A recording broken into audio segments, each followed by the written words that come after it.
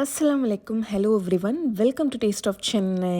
இன்றைக்கி நம்ம எல்லாருக்குமே ரொம்ப ஃபேவரட்டான மைனீஸ் வீட்டிலேயே ஒரு 4-5 பொருளை வச்சு ஒரு 5 மினிட்ஸில் எப்படி ரெடி பண்ணுறதுன்னு பார்க்கலாம்.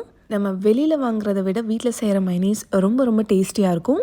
ஆல்ரெடி நிறைய பேர் வீட்டில் ட்ரை பண்ணி அந்த திக் கன்சிஸ்டன்சி எங்களுக்கு சரியாக வரல அப்படின்னு சொல்லியிருக்கீங்க. ஸோ நான் நிறைய டிப்ஸ் அண்ட் ட்ரிக்ஸோடு உங்களுக்கு நான் இன்றைக்கி சொல்லிக் கொடுக்க போகிறேன். இப்போ வாங்க எப்படி செய்கிறதுன்னு பார்ப்போம். இதுக்கு நான் 2 முட்டை எடுத்திருக்கேன். நீங்கள் இதை ஃபர்ஸ்ட் டைம் ட்ரை பண்ணுறீங்கன்னா ஒரே ஒரு முட்டையில் ஃபஸ்ட்டு ட்ரை பண்ணி பாருங்கள். 2 முட்டையில் செய்கிற குவான்டிட்டியே பார்த்திங்கன்னா நல்லா அதிகமாகவே வரும்.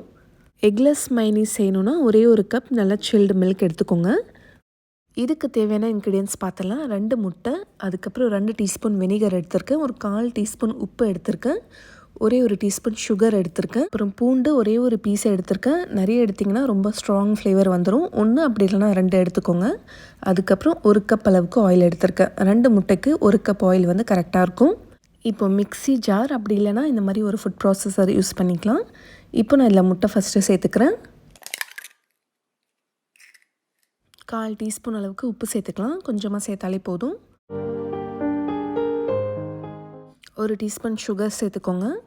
ஒரே ஒரு பீஸ் பூண்டை இந்த மாதிரி நல்லா சின்னதாக கட் பண்ணி வச்சுருக்கேன். இப்போ இதையும் சேர்த்துக்கலாம்.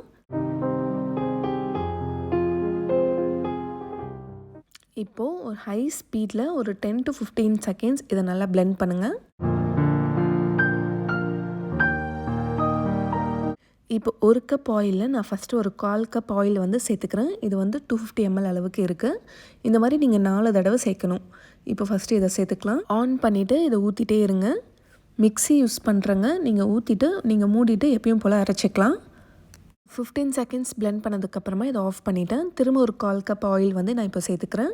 நான் பிளெயின் மைனீஸ் தான் செஞ்சுருக்கேன். உங்களுக்கு இதில் ஏதாச்சும் ஃப்ளேவர் வேணும்னா நீங்கள் பெப்பர் சேர்த்துக்கலாம். அப்படி இல்லைனா ஆரிகானோ, அப்படி இல்லைனா தந்தூரி மசாலா, உங்கள் இஷ்டப்படி நீங்கள் எது வேணால் சேர்த்துக்கலாம்.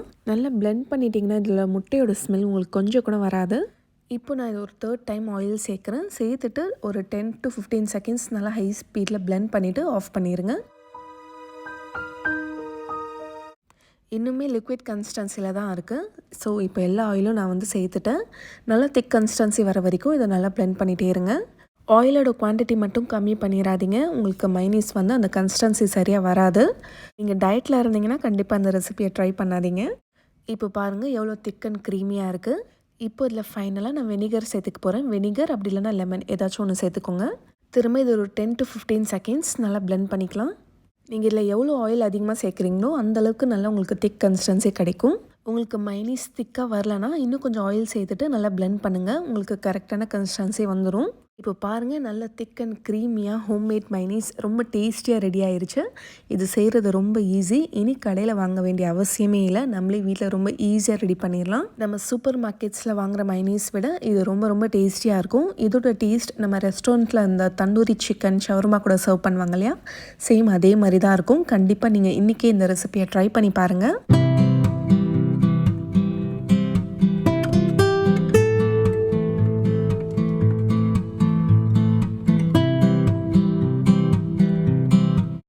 இது நீங்கள் தந்தூரி டிப், அதுக்கப்புறம் ஷவர்மா, பர்கர், சாண்ட்விச்சஸ் எல்லாத்துக்குமே யூஸ் பண்ணிக்கலாம்.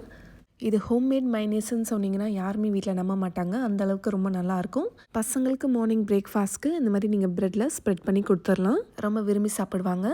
இந்த ரெசிபி நீங்களும் இன்றைக்கே ட்ரை பண்ணி பாருங்கள். ட்ரை பண்ணிவிட்டு எப்படி வந்துச்சுன்னு சொல்லிட்டு எனக்கு ஃபீட்பேக் சொல்லுங்கள். மறக்காமல் ஃபோட்டோஸை எங்களோட இன்ஸ்டாகிராம் பேஜ் டேஸ்ட் ஆஃப் சென்னைக்கு சென்ட் பண்ணி வைங்க. இது நீங்கள் ஒரு கிளாஸ் கண்டெய்னரில் ஸ்டோர் பண்ணிங்கன்னா ஃப்ரிட்ஜில் ஒரு 4 to 5 days வரைக்கும் நல்லாயிருக்கும்.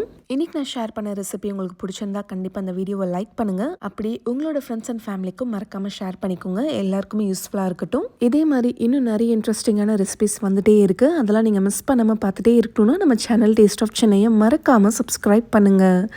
நாளைக்கும் வேறொரு சூப்பரான வீடியோவில் சந்திக்கிறேன். தேங்க்யூ ஸோ மச் ஃபார் வாட்சிங்.